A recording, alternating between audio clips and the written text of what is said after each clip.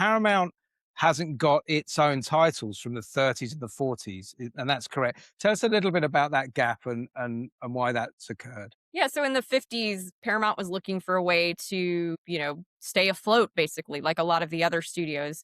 You had television that we were competing with.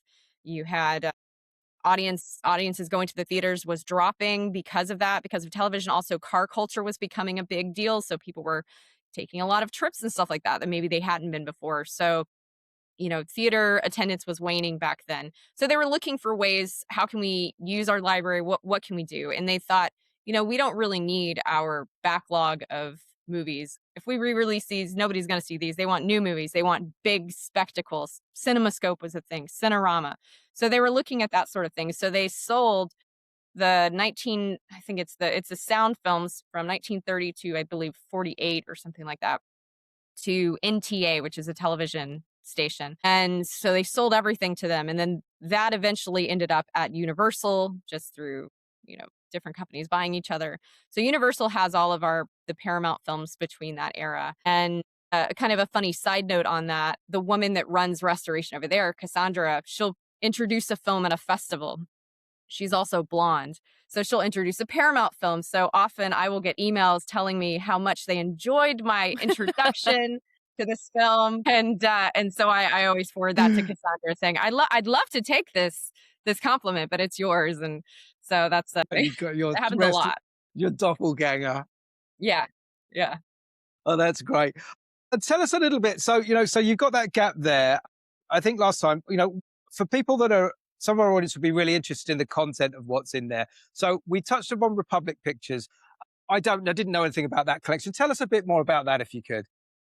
Yeah, so where we're lacking from films from Paramount from the 30s and 40s, what we do have are Republic Pictures films. So we bought that catalog and I'm not even gonna pretend to remember.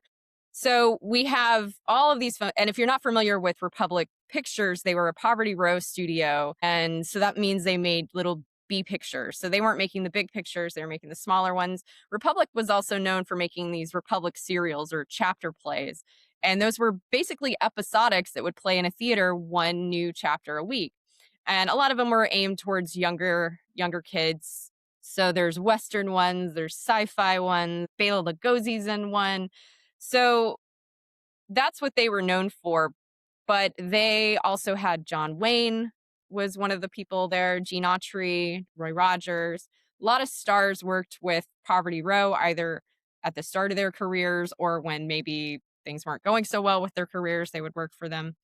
So we have that whole library, and a lot of that stuff has not been seen. So you'll find films that the negative is in pristine condition. I mean, hardly any dirt, no scratches, because it just hasn't been seen. So that's one of the most fun collections that we have that we get to work on just because of the discoveries that we find. There's an actress, Estelita Rodriguez, who I'd never heard of. And she was in quite a few Roy Rogers films. She always played the girl that had the love interest with the sidekick or something like that. But she's beautiful, and you always thought like you look too good for this guy. What are you doing with this goofy guy?